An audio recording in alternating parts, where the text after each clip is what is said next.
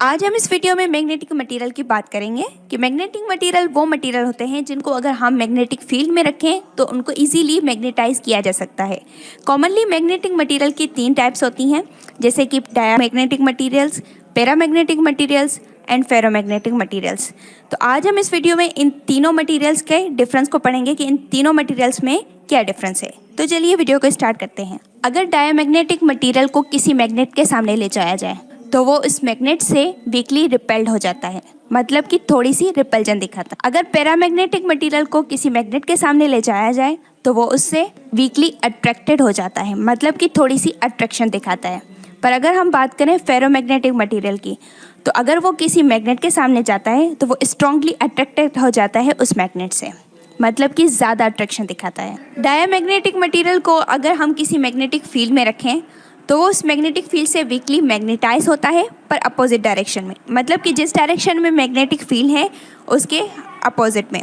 इसीलिए उसकी value negative होती है और वीक होने की वजह से स्मॉल होती है। पैरामैग्नेटिक मटेरियल को अगर मैग्नेटिक फील्ड में रखा जाए तो वो वीकली मैग्नेटाइज होता है, पर सेम डायरेक्शन, जिस डायरेक्शन में मैग्नेटिक फील्ड है। इसीलिए उसकी वैल्यू पॉजिटिव होती है, पर वीक होने की वजह से स्मॉल होती है। फेरोमैग्नेटिक मटेरियल को अगर मैग्नेटिक फील्ड में रखा जाए तो वो स्ट्रांगली मैग्नेटाइज होता है उसी डायरेक्शन में जिस डायरेक्शन में मैग्नेटिक फील्ड होता है। इसीलिए उसकी वैल्यू पॉजिटिव होती है और लार्ज होती है। अगर डायमैग्नेटिक मटेरियल को मैग्नेटिक फील्ड में रखा जाए तो उसकी वजह से मैग्नेटिक फील्ड लाइंस उस मटेरियल से दूर होने की कोशिश करती हैं, मतलब कि वो मटेरियल उन फील्ड लाइंस को अपने सेंटर से रिपेल करता है, अपने सेंटर से दूर करने की कोशिश करता है। अगर बात करें पैरामैग्नेटिक मटेरियल की, तो उसमें जो फील्ड लाइंस है वो सेंटर की तरफ से गुजरती हैं, मतलब कि ये मटेरियल उन फील्ड लाइंस को अपने सेंटर की तरफ अट्रैक्ट करता है। फेरोमैग्नेटिक मटेरियल भी उन फील्ड लाइंस को अपनी सेंटर की तरफ अट्रैक्ट करता है, पर हैवी अट्रैक्शन होती है। जितनी भी फील्ड लाइंस होती हैं वो सारी फील्ड लाइंस उस मटेरियल के सेंटर की तरफ अट्रैक्टेड होती हैं। अगर डायमैग्नेटिक मटेरियल को किसी नॉन यूनिफॉर्म मैग्नेटिक फील्ड में रखा जाए तो वो स्ट्रॉन्ग फील्ड रीजन से वीक फील्ड रीजन तक जाता है, क्योंकि वो उस फील्ड रीजन से रिपेल होता है। अगर पैरामैग्नेटिक मटेरियल की बात करें तो उसको अगर हम किसी नॉन यूनिफॉर्म मैग्नेटिक फील्ड में रखें तो वो वीक फील्ड रीजन से स्ट्रॉन्ग फील्ड रीजन में जाता है, क्योंकि वो स्ट्रॉन्ग फील्ड रीजन से अट्रैक्टेड होता है। ऐसे ही कुछ फेरोमैग्नेटिक मटेरियल के साथ भी होता है कि वो अगर नॉन यूनिफॉर्म मैग्नेटिक फील्ड में रखा गया है तो वो भी वीक फील्ड से स्ट्रॉन्ग फील्ड रीजन में जाता है। अगर किसी डायमैग्नेटिक मटेरियल से उसकी एक्सटर्नल मैग्नेटिक फील्ड को रिमूव कर दिया जाए तो वो अपनी मैग्नेटिज्म लूज़ कर देता है और उसमें अनपेयर्ड इलेक्ट्रॉन्स नहीं होते।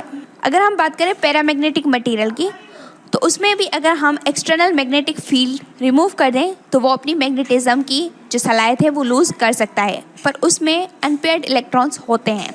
फेरोमैग्नेटिक सब्सटेंस वो सब्सटेंस है जिसमें अगर हम एक्सटर्नल मैग्नेटिक फील्ड को रिमूव भी कर दें उसके बाद भी वो अपनी मैग्नेटिज्म की जो सलाहियत है उसको लूज़ नहीं करता, वो एज ए परमानेंट मैग्नेट भी बिहेव करता है और उसमें भी अनपेयर्ड इलेक्ट्रॉन्स होते हैं।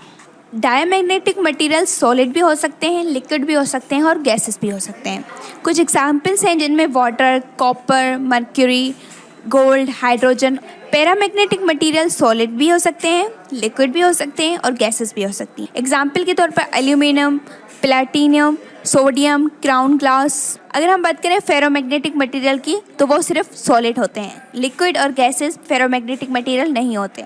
उनके एग्जाम्पल में आयरन, निकल एंड कोबाल्ट आ जाते हैं।